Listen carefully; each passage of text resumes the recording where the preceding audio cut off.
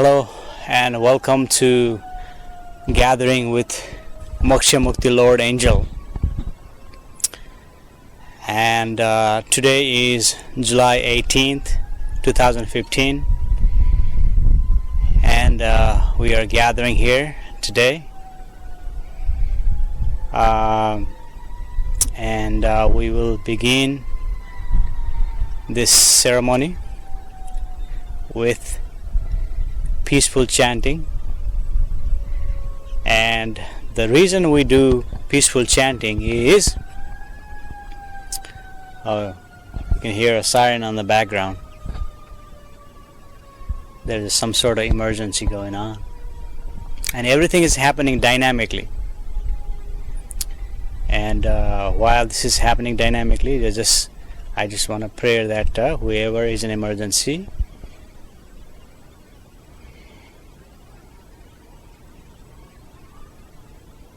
give them courage and peace to bypass whatever is happening calmly and peacefully. And everything is happening in the environment is happening on its own exactly as it should be, right? We are in harmony. Nature is in harmony. Existing is in harmony. The universe is in harmony. But our thought comes up and interfere with the existence. It interferes with even yourself, even your own being, natural state of being. You see, the thought interferes. And to calm the thought, I am going to sing this prayer. As I am watching, there's a bird sitting on the fence peacefully. Because when satsang happens, even the bird is listening. And he just flew away. After we acknowledge, because now we are projecting our thoughts onto him, and bird flew away. Before, he was sitting there peacefully. So let's begin this prayer with the chanting.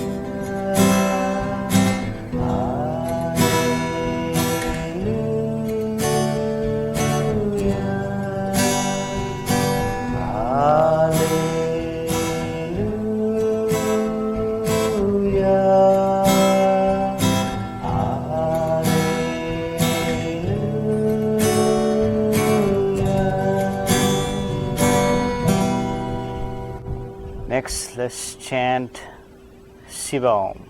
Om Namah Shivaya. Shivaji is your third eye. When you focus on your third eye, that's where the Shivaji is. And we are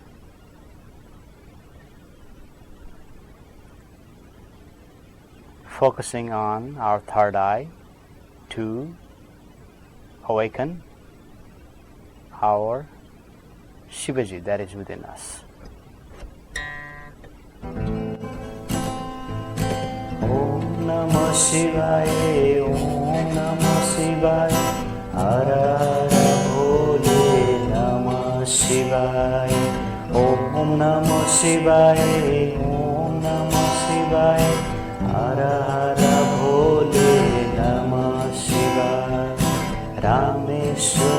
Shiva Rameswaraya Hara Hara Bole Namah Shivaya Rameswaraya Shiva Rameswaraya Hara Hara Bole Namah Shivaya Om Namah Shivaya Om Namah Shivaya Hara Hara Bole Namah Shivaya Om Namah Shivaya Om Namah Shivaya Hara Hara Bole Namah Shivaya Jatadharaya Shiva Jatadharaya Hara Hara Bole Namah Shivaya Jatadharaya Shiva Jatadharaya Hara Hara Bole Namah Shivaya Om Namah Shivaya Om Namah Shivaya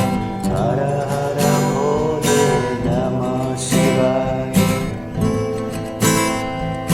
Gangadharaya Shiva Gangadharaya Hara Hara Bole Namah Shivaya Gangadharaya Shiva Gangadharaya Hara Hara Bole Namah Shivaya Om Namah Shivaya Om Namah Shivaya Hara Hara Bole Namah Shivaya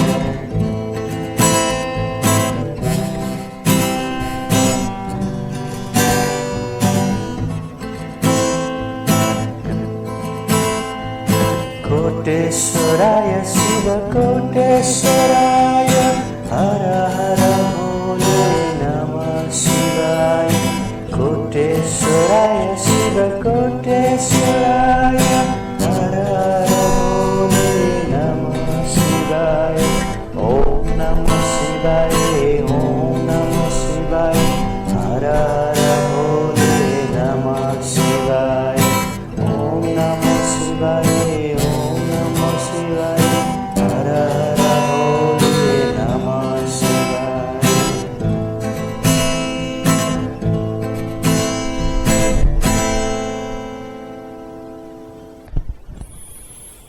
So we begin this gathering from the topic that arose from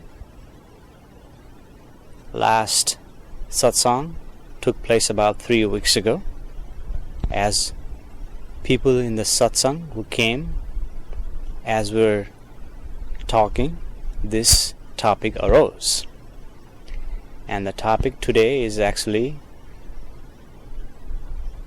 in the area of such thing as fear, anger, hatred, sadness, jealousy, anxiety, and so on and so forth.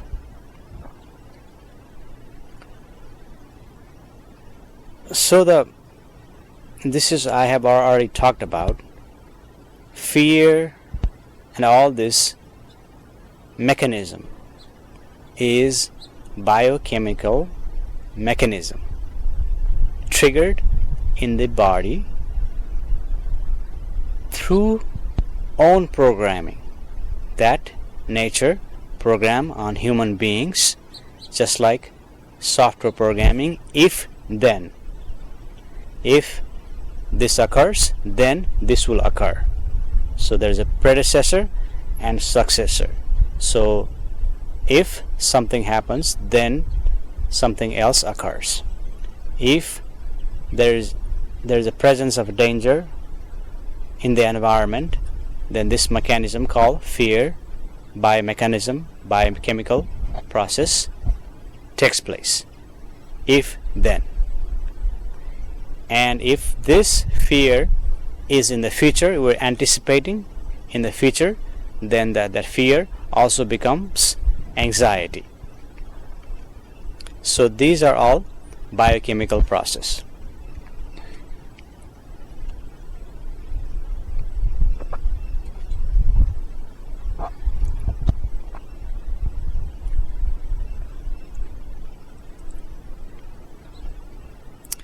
And these biochemical process in the human body, it is built into our hardware, human body. mind body, physiological, biological existence. Hardwire to protect humans on the planet. So this is what I talked about last time. There is survival and there is a reproduction. Survival is allowing humans to stay on the planet, and reproduction is allowing to continue human race on the planet, because human have a duration here on the planet, right? And I have already talked about there is no such thing as death. Death is only interpretation of the mind, labeled by doctor as no heartbeat, no respiration, this person is diseased. But in the reality is this person is going from here to somewhere else in the universe. This energy is recycling, this atoms is recycling, and that's a different topic. But let's focus on our topic, fear.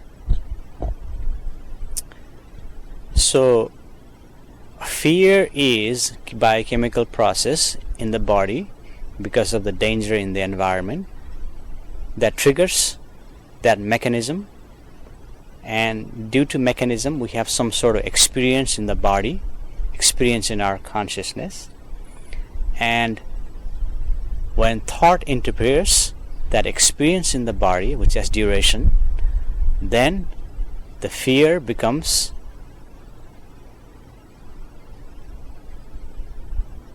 it takes more space in your consciousness and you feel as being fearful. And some people, they also need to see psychologists, psychiatrists, because the psychological fear becomes so much painful that they cannot bear it.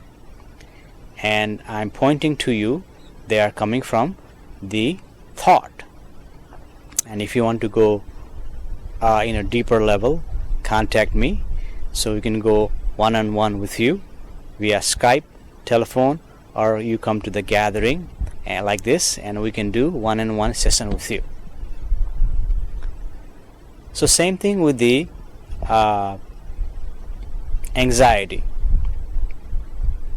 same thing with the anger, hatred, jealousy, and so forth. I have already touched about anger. Anger is again a biological, biochemical process in the body to express limitations, and these are there in the body to protect humans on the planet. And humans are functioning in a way like a robot because everything is programmed here, everything is hardwired, and you are just functioning according to that hardwire, and software is being put into the mind from the comprehensive collective knowledge humans have collected on this planet Earth since the existence of the humans on the planet.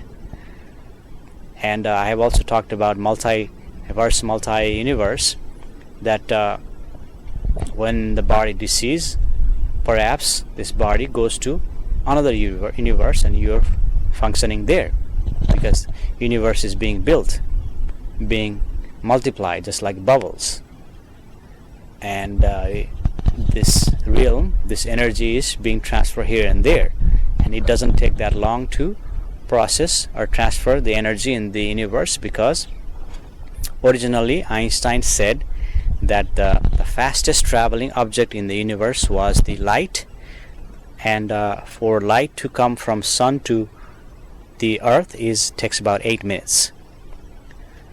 But there are galaxies trillions of miles away. But I already talked about this Allen aspect, two atoms talking to each other, behaving like each other once they establish relations somewhere across the path, that these two atoms are talking instantly, behaving instantly, even they are trillion miles apart, a lot farther than sun. Even to sun to take a light, it takes 8 minutes, but they're talking instantly. So if the light is the fastest traveling object in the universe, how can these two atoms talk to each other instantly? They are trillions of miles away, because just to get the light, it takes 8 minutes from sun to the earth. And just imagine how many miles, how many years will take lights to come from other galaxy, right? But there is something happening. This is something happening in the universe. We are all connected, we are all one, right? And when the universe needs atoms, some other galaxy, some other universe, it will instantly take the atom out and place it there. This is I already talked about. So there is a interconnection between human body and mind and the universe, right? We are all one body. There is no separation. The separation is perceived by the mind, and the mind, there is a thought, is a tremendous tool, is only tool. Thought is only tool, and we cannot use thought to comprehend the whole existence, because to comprehend the whole existence, you would require a brain size of the whole planet Earth, even bigger, to understand, to comprehend the reality. Therefore, this mind cannot comprehend the reality. So we have to accept the reality as it is given to us, and by accepting, there is a peace. By accepting, there is a happiness. By accepting, there is liberation. Moksha Mukti, right? So there is a condition. It's from the childhood we're conditioned according to each society, according to each school, university we go to, according to what society we're raised in, we're conditioned. That is the software. Hardware is already provided, and software and hardware would be working together to interact with one another in the society, to share resources. So this is what is happening. And thought is just a tool, but humans use thought to do many things. And one of the things humans do thought to understand what God is, what universe is, what this is. And what Moksha Mukti is pointing to you, that thought will never know what the reality is, what the existing is, because I already pointed out you need tremendous size, bigger than Earth size, of a brain to understand. So mind has the limitations, and the nature has given us this mind, which is tremendously powerful, that allows humans to send a rocket to moon, rover to Mars, rocket satellite near Pluto, just recently happened. So thought gives tremendous power to do things like that, right? On the other hand, is it necessary to do all that? Yes and no.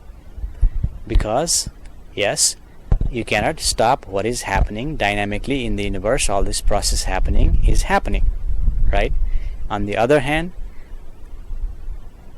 by looking at these two atoms talking to each other in thousands, millions of millions, trillions of miles away instantly, perhaps they're just a data given to us, and all this depth, all this distance, time perceived in the mind is just the illusion that comes from the data that we receive. For example, on the computer program, software is behind working the codes that you code.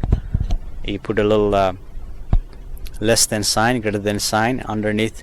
You put a code, you put a header, you put a number sign, pound sign, and depending on what language you're coding all that language to give you virtual reality game. And when you play the game, you appear as you are in the game.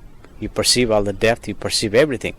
But in the background, what is happening is just the software code, and everything you see is illusion. Similarly, perhaps all these data are there and we are perceiving the depth, distance, texture, color, everything as real is actually illusion, right? So if it is illusion, is it necessary to do that? No, it's not necessary to do that. But is it not illusion?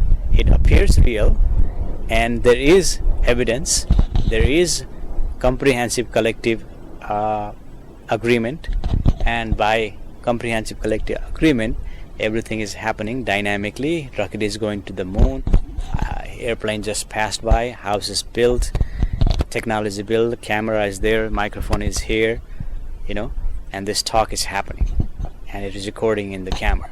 See, all these things are happening, right? And the thought is there, is a tool, like I said. And the problem begins is trying to use our thought to understand reality. First of all, there is really nothing to understand anyway, but there's something to understand in relating to the story that we have. All the comprehensive knowledge we have collected is actually story. There's a story about this human being, has a name, address, telephone number, cell phone number, email address, bank account, profession. All these things are what? These are all identification, is a story of that person, right? And so everything is story, and to understand the story is only understanding is of the story. So understanding that is taking place. Two dragonflies right here. True dragonfly. Looks like they are mating. Just came here in the satsang to participate that, and everything is naturally, everything is happening dynamically. Wind is blowing.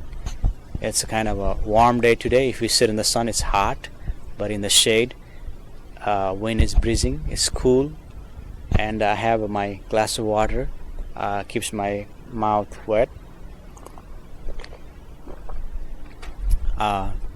So this is happening dynamically, and breathing is going on here, heartbeat is going on here, pulse is going on here, and thought is arising on its own. You see, thought is coming and going just like clouds in the sky. Apparently there is no cloud in the sky, not even one single cloud I can see. It's blue, perfect blue sky that is perceived.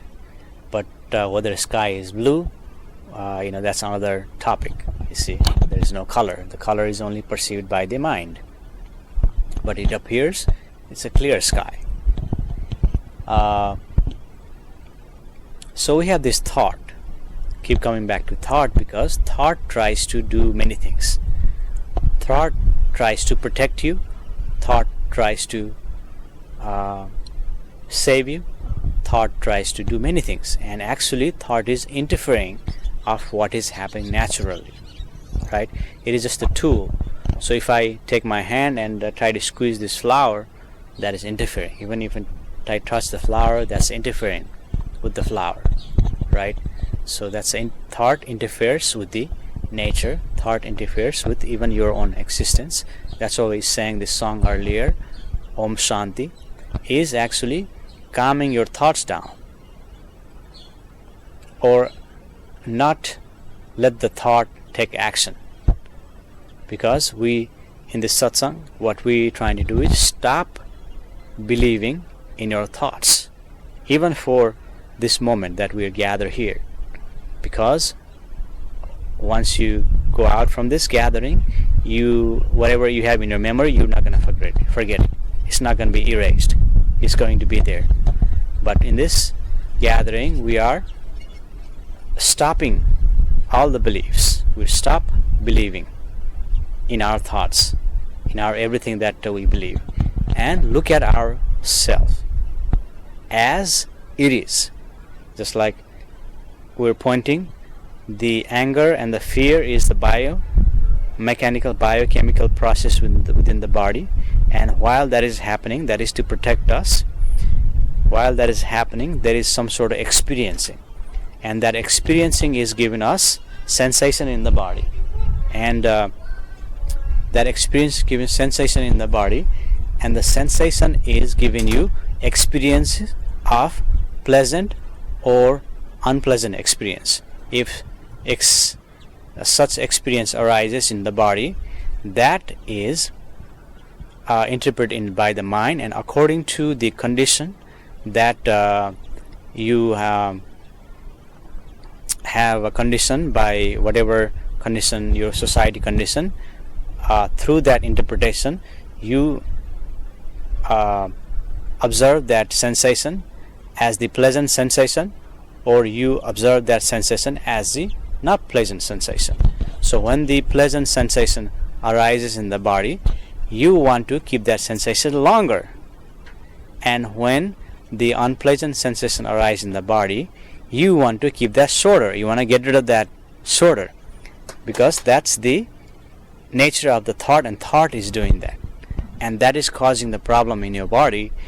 And because you want to have something longer that is pleasant, but the duration is there, right? Just like rain comes and goes, there is a duration, right? And so thought is interfering with the duration of the biochemical process within the body, and that biochemical process is giving us experiences, right? And that experiences is observing by the mind, and when the thought interferes with that, interprets that, then there is a problem. So by coming to this gathering, Moksha Mukti Lord Angel is pointing to you that look what your thought is doing to your own functionality in the body. And we are so busy doing many other things. We have all the goals, we're trying to achieve something, have a career, trying to raise a family. So all these things happening dynamically, and the thought is interfering. Thought is interfering with all that. Well, thought is interfering with all the functionality, that is natural functionality, true functionality, but the thought is interfering, trying to achieve something. And you're trying to achieve something that you're trying to become something that you're not. And let's say you have a career and you want to get promoted to, let's say you want to be CEO of the company, and that trying to become that CEO is you're interfering with your natural process. And that's why even if you become a CEO, you're not going to be happy. Your happiness wears out. Your happiness is illusory happiness. Thought believes that you're happy, but you're not happy, and you try to do all sort of things to become happy again. Then people like Warren Buffett, Bill Gates, and many other billionaires, just like Saudi Prince, who is also a billionaire, they're giving away all their savings, all their wealth to the charity, because becoming rich, becoming powerful person, becoming CEO, becoming politician is not going to make you happy.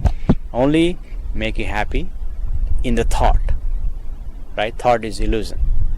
Thought says you are happy, and there's so much projection thought can give, and eventually natural being cannot be changed. You cannot change that. It has to be natural. It has to come to your natural self. That's the only place that you can really be happy, if I may say the word happy, right? But what is happy, that's another topic. We can talk about that next time.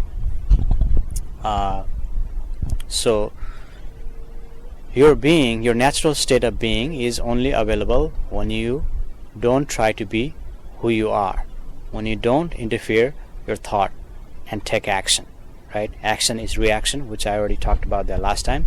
And if you want to go deeper into that, contact me. We can do one-on-one session via Skype, telephone, or you can come to the gathering like this, and we can go into deeper.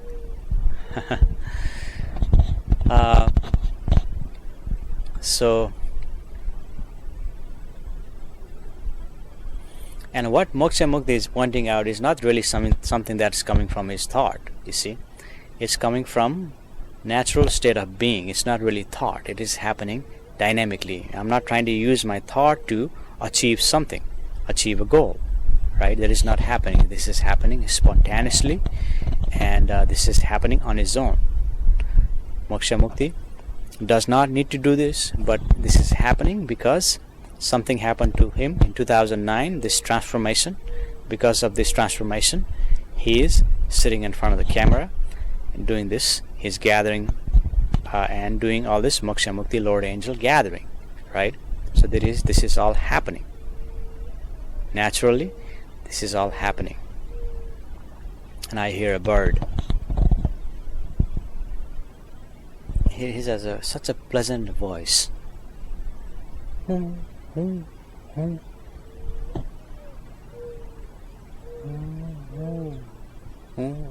It feels like a sadness, but there's some beauty in that. And there's lots of other birds that are singing. You see, those birds singing is more beautiful than any human being can sing, because that is coming from naturally. The human being singing comes from your thought. You are using your thought, repeating your thought, practicing, repeating your thought, trying to hit that note and singing. So that is not natural. Although it sounds natural, the bird singing is the natural.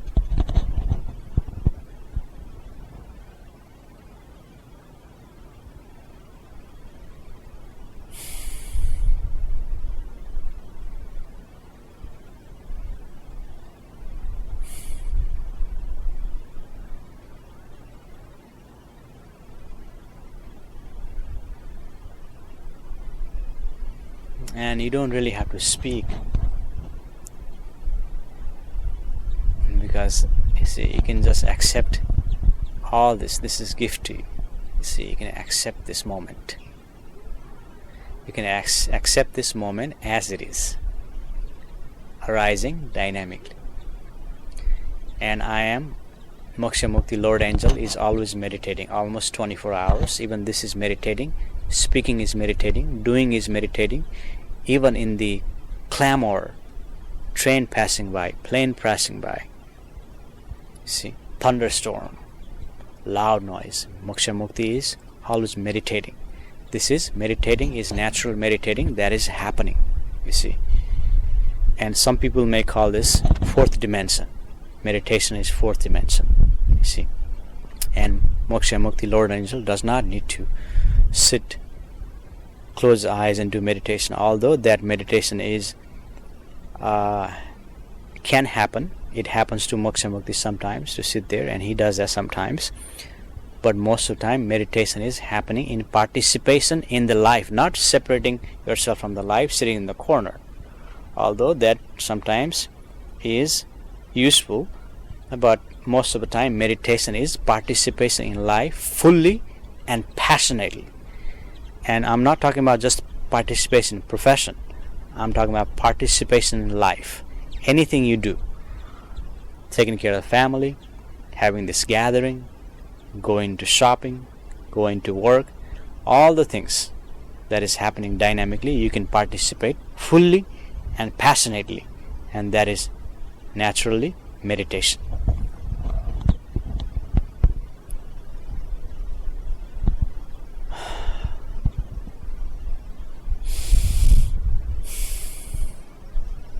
Such a pleasant day. It is such a beautiful day. Could not have better day than to do gathering.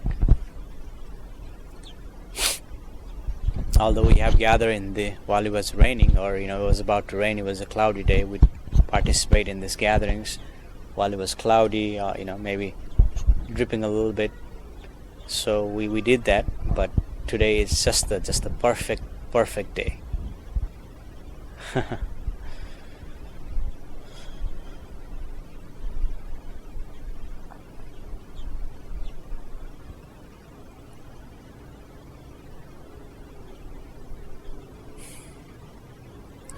And jealousy is again the biochemical process that is in the body. There is envy, and there is jealousy, right? And that is again a chemical process. It has to happen, and you experience that. But thought comes and try to get rid. Thought tries to get rid of that from your body, and that's when the problem arises. That's when you experiences jealousy. That's what you project jealousy. That's what you take action to project jealousy. And people say, oh, you're jealous, and you can even experience that you're jealous, right? But it's just a biochemical process, and the thought is interfering with that. And same with hatred. And if you look deep within, hatred and love, the source is the same. The source is the same deep underneath. But you experience hatred as something different and love as something pleasant. Hate is not so pleasant, right? Those are just the experiencing. Those are the chemical process that is happening, and the mind is interfering in this realm. But if we go deeper, it's the same thing. But is it the same thing in the reality that we experience? No, because love is something pleasant and hatred is not so pleasant, right? But if you go underneath it, once you recognize, so the love and hate both dissolves, and that becomes, if I may the word, pure love, or love as it is, or the love as it is. Because a lot of the time the human experience love is illusory love, because the love to happen to love, certain condition has to meet, and if the condition does not meet, then that turns into hatred, right? Because you have imagination of your husband or wife or boyfriend or girlfriend to be such person that you have imagined from a childhood.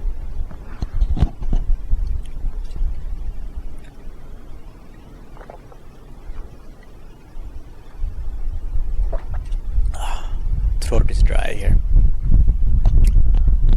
So you imagine that person and you meet that person projects you of the thing that you imagine, and you try to have a relationship with that person, fall in love and have a relationship with that person. And when that person does not act or behave or do or have that image what you imagine, then that love turns into hatred, because now you have imagined something in your head and that person is not matching to your imagination. And that not matching that imagination in your head turns into hatred, you see. So that is what is happening in the relationship. So if you want to talk about relationship, go into deeper, we can do Skype, call on the phone, or come to Moksha Mukti gathering. We can do one-on-one session with you. So you see, by being in the natural state, you are solving so-called problems. They are not really problems, they are illusion that are arising from the thought itself, because thought is trying to interfere with what is happening, and it is analyzing, it is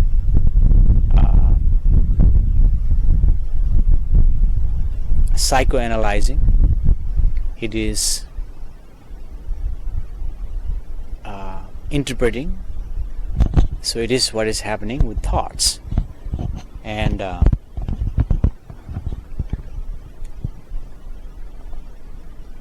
people believe in thoughts, and I talked about this last time, that the suicide happens because person believes in his or her own thoughts, right?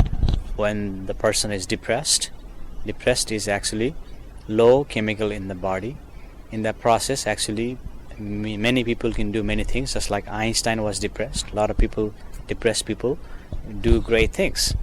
But while you're in the situation, your biochemical endorphin or something in the mind is low, and the more thoughts comes in, like I am worthless, no one loves me, There is no reason for me to be here.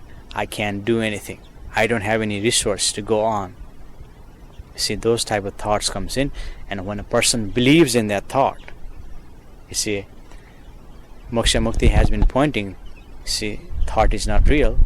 Thought is reflection of the reality. It is reflection about the reality. It is sometimes, most of the times actually, distorted reflection of the reality. It's not even real reflection of the reality. Distorted reflection of the reality. You are reflecting, and it's a electromagnetic field arising from biochemical process in the brain, right? So when a person believes in that, that's what the problem is. That's what suicide happens. That's what war happens. That's what hatred happens. That's what all the things that humans are facing today. Even starvation is because of that. That is happening because everything is trying to divide everything, right? I am not against anything, but Christianity, Hinduism, Muslim, Buddhism, all this religion actually divides people, because it's just giving you projected idea of what the existence is, what the universe is, and everybody giving their own viewpoint from the thought. So all the religion arose from the thought. So everybody is giving you views. This is the way things should be. This is the way the God is. This is the way things are. So they try to give you that, and they try to divide you. So you must follow our way. You must follow our way. You must follow our way. You must follow our way to become a Buddhist, Christian, Hindu, or Muslim, or any other atheist, or any other religions out there. So even those actually divide humans, and they are all coming from thoughts, because thought is just a fragmented reflection of the reality. It's just a fragment, and it does not know. It has limitations, and there is nothing you can do to know the reality. And actually thought is causing you a lot of harm, and you try to use thought to free yourself from the harm. You cannot do that. See, the thought is not it is not freeing you. Thought is the one causing you like a slave, right? And you want to try to be free using thought is not possible. It's like cutting yourself with a knife and use the knife to heal yourself. Can you do that? No. So thought is like that. Thought is a tool, and 90% of the time it is destructive, it is fascist, and it happens on its own, and that is the nature of the thought. So once you recognize that nature of the thought within you and look at self, your own functionality, then there is a possibility of miracle. There's a possibility to experience extraordinary experiences. There's a possibility to be actually happy, peaceful, loving, that you are already that. And you appear you're not that because thought is happening. And then when thought happens, even the animals, plants know that, right? When there's a thought is happening, when there's a fear interfering with the fear, the thought is interfering, then the dog attacks you, a snake come to bite you, a bird attacked you, other animals attack you, because when there is no anxiety, no fear, I mean talking about the fear arising from the thought, again, this is just the basic I've been giving you. If you want to go deeper, contact me. We can go one-on-one session, right, to talk about the thought interfering with fear, anger, anxiety, and things like that, because those are, I already said, biochemical process in the body. So I think that's all I want to talk to you today. If you have any questions, send out questions, inbox me on a Facebook, or email me. Go to website, Google it, Moksha Mukti. They'll take you to Moksha Mukti Lord Angel page. From there you can put a comment or send email. There's an email address, or you can contact me. There's a phone number listed also. Can't call me on the phone, Skype me. You can we can talk on the Skype, or you can ask question on Skype, and then we can set something up to go deeper about what we just talked about today, or any questions that you have. And we have next gathering is July 25. I have not given time yet because of the weather can change that, other dynamics can change that, so I'll give you the time the night before. So this is happening next week, July 25. So see you next week.